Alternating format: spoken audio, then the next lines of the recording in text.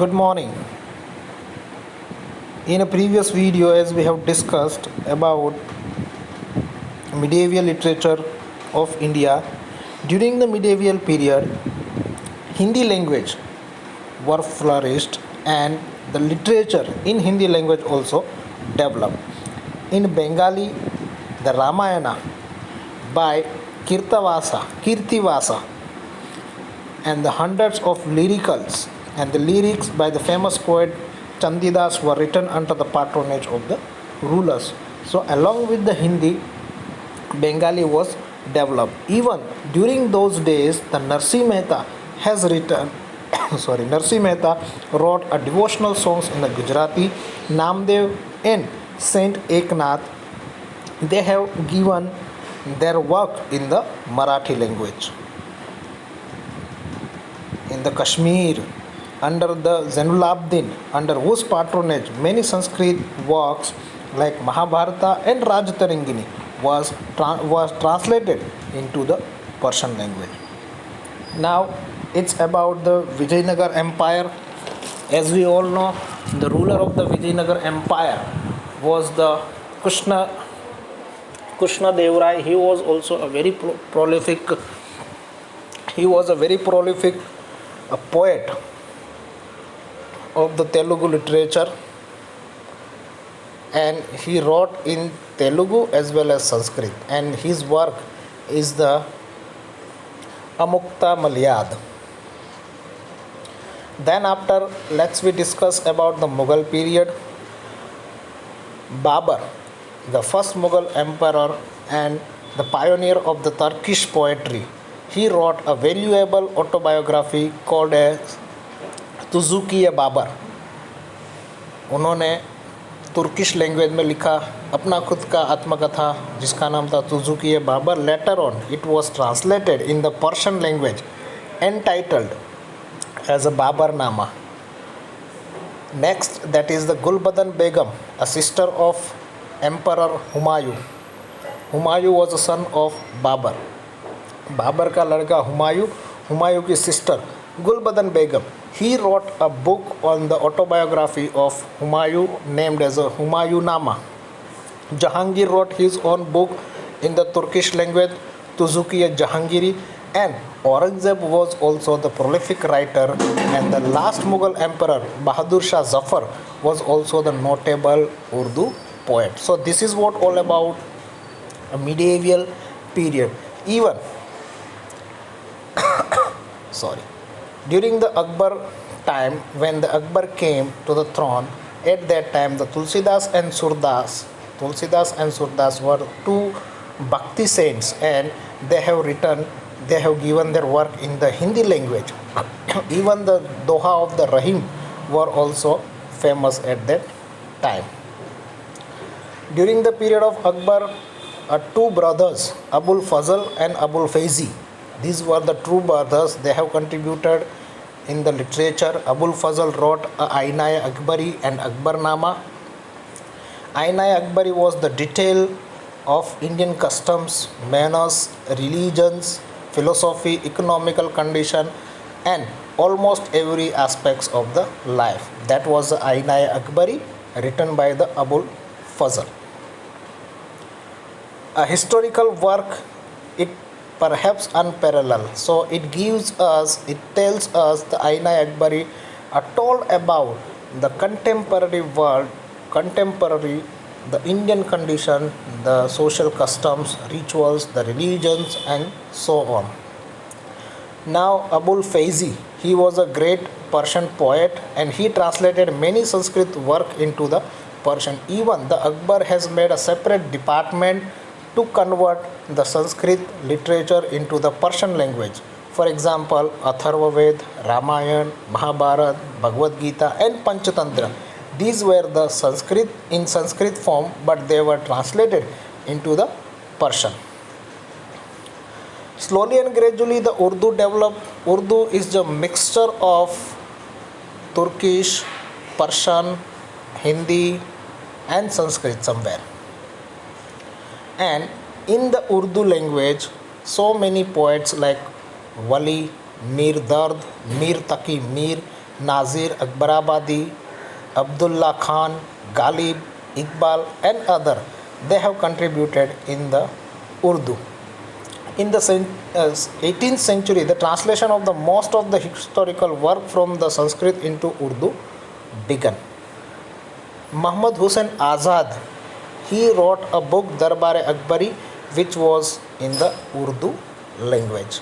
So yet we have studied about the various language including the Kannada, Tamil, Telugu, Hindi, Gujarati, Marathi, Turkish, Persian, and Urdu.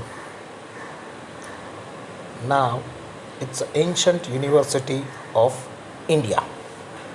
These are the very important points for universities. Number one, Nalanda, which was situated in Badgaon village, Patna district in Bihar. Most probably it is devoted to the Buddhism and the Jainism. Mahavir Swami performed his Chaturmasa over here. Chaturmasa means 4 months. He spent his 4 month of the life over here. And Kumar Gupta, he constructed a monasteries over here. Thousands of books were there, the thousands of manuscript is the handwritten documents. Okay, students from the various part of the world used to came here, and they used to come here and used to get knowledge and the education. So the Nalanda University was one of the best university which was imparting the knowledge. Yuan Sung was a Chinese traveler who came here to visit the Nalanda University, and he wrote about Nalanda University in his book. Okay. Nalanda University also had a great library. The name of the library was Dharmagunj. So many books were there. Yuan Sung visited this university, Nalanda University, in the 7th century. Okay, and he wrote about this Nalanda University, that there were 7 huge halls in the university, and there were 300 rooms for the delivering lectures. Now just imagine that how huge university may be during those days. Yuan Sung, who visited Yuan Sung, who have visited this Nalanda University, he took 657 books from here to China. He took these many books, 657 books from India, and he took those books with him to the China.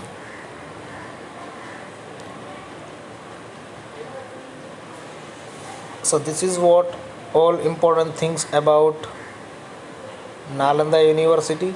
Now let's discuss about the Takshashila. Basically the name is derived from the name of Taksha. Taksha was the name of the son of Bharat, and Bharat was the brother of Lord Ram. Lord Ram has a 3 siblings, Lakshman, Bharat, and Shatrughna. So Bharat was the father of the Taksha, and on his name this university got its name as a Takshashila. Takshashila University was located in the Rawalpindi. Presently it is in the Pakistan. You might have heard this word Rawalpindi Express. A cricketer, fastest bowler of the cricket, that is the Shoaib Akhtar, belonged to the Rawalpindi, and that is why he also called as a Rawalpindi Express. So earlier the Rawalpindi was a part of Gandhar region, and the Takshashila University was established there. The Takshashila was imparting the knowledge of 64 subjects. So there were 64 subjects to be taught by the teachers and the preachers and the gurus. Most of the students stayed in the hostel, a hostel that is the ashram type of the things, and they used to practice with the guru. Jivak was one of the disciple of the Lord Buddha, learned the lesson of Ayurveda from here. Fahien, Fahien अगले page पे लिखा हुआ है Fahien Chinese scholar Fahien visited here. Chinese scholar Fa Hian visited this university and he wrote about this university that the university has a limit allotted 20 student per teacher. So student from the various area and the various princely state like Varanasi, Mithila, Ujjain, Rajgruha, from the different cities they used to come here and they used to learn the lesson and get education.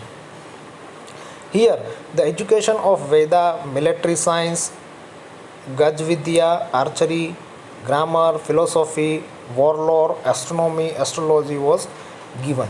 Chanakya, the mentor of Chandragupta Maurya, was also studied here. Varanasi. Varanasi, Kashi, even today also the Varanasi is well known for the Sanskrit language. Those Brahmins who wanted to learn the Karmakand process, they used to get education from the Varanasi.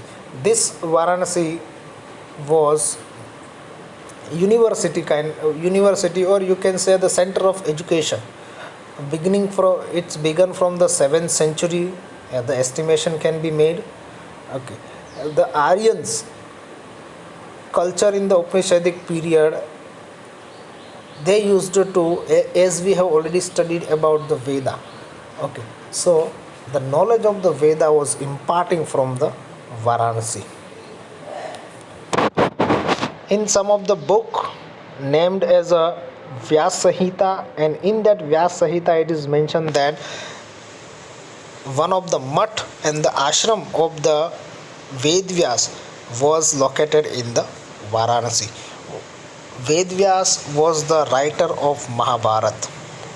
Lord Buddha, he has propagated his preaching from the Varanasi, and so many philosophers, Rishi Munis, so many Tirthankars, they have delivered their preachings, their teachings, their ideology from the Varanasi. One of the prominent philosopher आदि शंकराचार्य, जगत गुरु आदि शंकराचार्य उनको बोला जाता है, and he moved to Kashi to adopt the new principles of the Vedantas.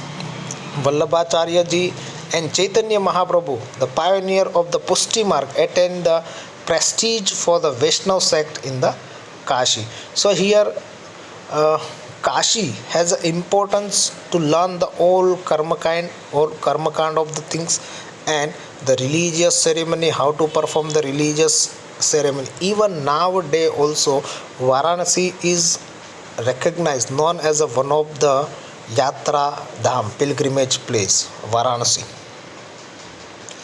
Vallabhi. Vallabhi was located in Gujarat. Today the Vallabhi is known as a Vallabhipur. Vallabhi, today it is known as a Vallabhipur.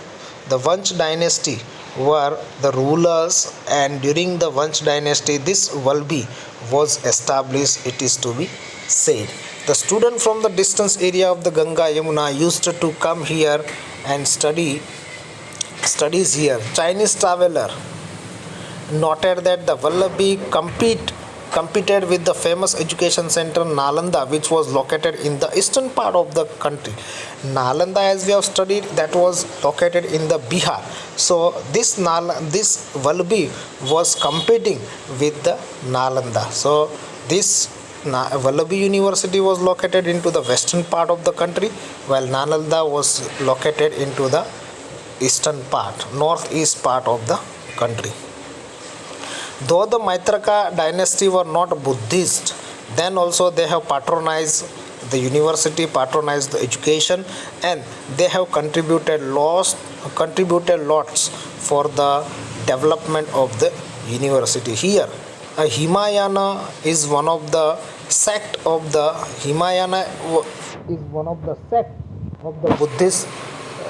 Buddhism,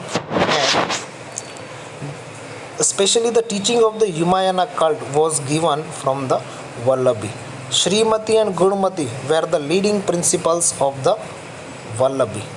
Those who get knowledge and those who pass out from the Vallabhi, their name used to written on the wall, and they used to given a great position in the courtier of the court of the king. In the year of 1757 AD, Arabian attacks, Mitrakas were defeated and the university was closed down. Okay, so India was such a country which having the three great universities, that is Nalanda, Vallabhi and Takshashila. So from the beginning we were the patronizer of the education, and India remains the center of education. The various inventors came to the India. They have looted some of the knowledgeable books, some of the knowledgeable works, and some of them were burnt. So here we are completing our chapter. Chapter number 4 gets over here. Thank you so much.